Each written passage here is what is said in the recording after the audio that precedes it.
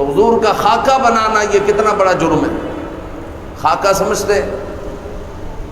کیونکہ آج کل اے آئی کا دور ہے. پہلے کہا جاتا تھا کہ بھائی یہ وی سی آر کا دور ہے، پھر ڈش کا دور ہے، اور جناب پھر کیبل سسٹم، پھر انٹرنیٹ کا دور ہے، کمپیوٹر کا دور ہے، اب اے آئی کا دور ہے.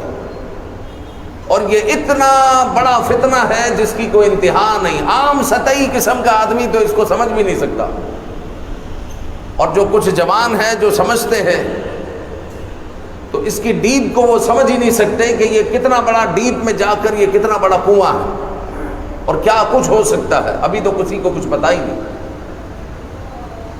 اس کے ذریعے یا ہاتھوں کے ذریعے یا کسی بھی ذریعے سے کسی نبی کے، کسی صحابی کے یا آقا کریم صلی اللہ علیہ وسلم کے خاکے بنانا جائز نہیں ہے. جس طرح جو ہے معاذ اللہ حضرت یوسف علیہ السلام کی فلم آئی، لوگ بڑے شوق سے دیکھ رہے ہیں کہ یوسف علیہ السلام کی فلم دیکھ رہے ہیں. بھائی اسٹوری پتہ چلے، اسٹوری کیا ہے. اسٹوری اس طرح پتہ چل جاتی ہے.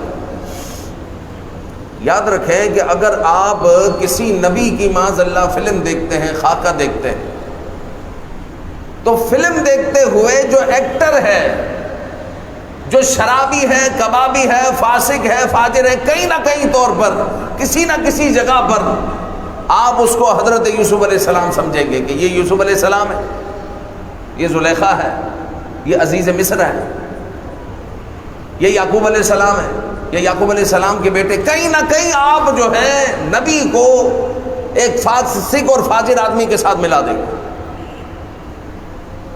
اسی طرح خاکے ہیں کہ جو جیو نیوز نے جو ہے خاکے شائع کیے، اور خاکے حضور کے بنانا یہ ناجائز و حرام ہے، ان کو پتہ ہے، فتوے موجود ہیں. اور خاکوں میں کیا بتایا گیا کہ ایک شخص کھڑا ہوا ہے، کچھ کہہ رہا ہے، واللہ عالم ہم نے نہیں دیکھا. اور سنا کہ حسنین کریمین کو بھی بتا دیا گیا. اب عام سطحی قسم کا آدمی جب اس کو دیکھے گا کہ ایک شخص جبے میں کھڑا ہوا ہے یا چادر میں کھڑا ہوا ہے، اس نے امامہ باندھا ہوا ہے، لوگ اس کے ارد گرد جمع ہے، اگرچہ اس کی شکل نہیں بتائی گئی، تو آدمی کیا کہے گا کہ یہ حضور علیہ السلام ہے. معاذ اللہ اس خاکے کو حضور سے تشبیہ دے گا. تو حضور کی مثل تو کوئی ہے ہی نہیں.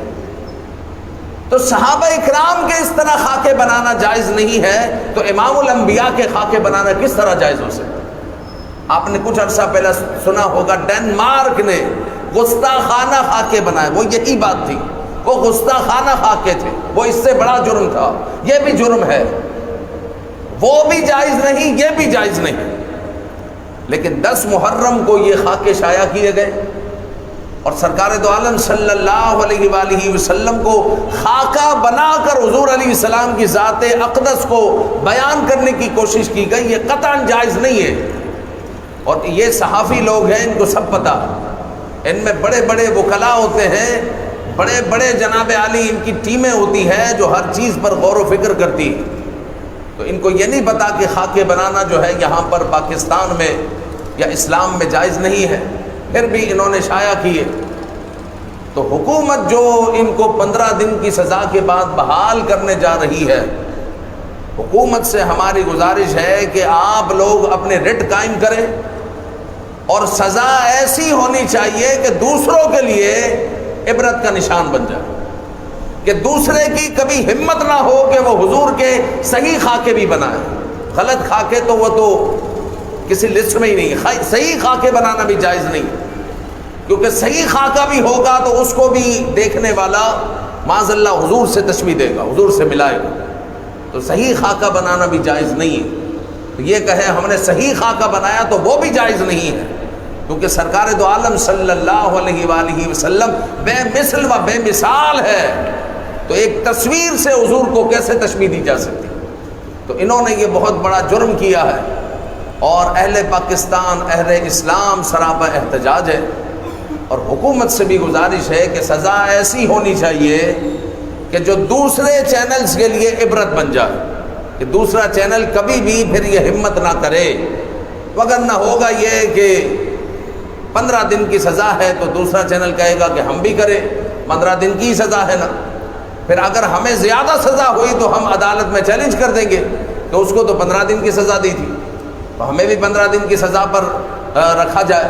تو اس طرح یہ جو ہے جرم بڑھتا چلا جائے گا۔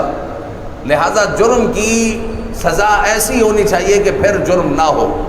جیسے اسلام میں سزا ہے، چوری کرے گا بندہ تو ہاتھ کاٹ دو، اس کے ہاتھ کاٹ دو، 10 درہم، چوری کی کم از کم مقدار بنتی ہے 10 درہم، 2 تولہ 7.5 ماشا چاندی، جو آج کل میرا خیال ہے کوئی 20,000 روپے کے اندر اندر بنے گی۔ اتنی سی چوری کوئی کرے گا جو 20,000 کے اندر اندر ہے، اس کا ہاتھ کاٹ دیا جائے گا۔